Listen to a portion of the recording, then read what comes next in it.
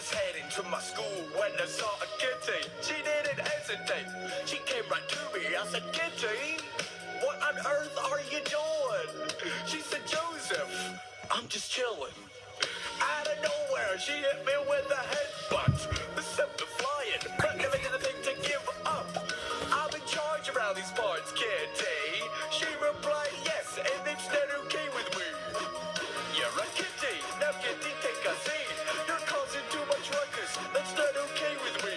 I know that you love me, and it's me that you're pursuing, but Kitty, what on earth are you doing?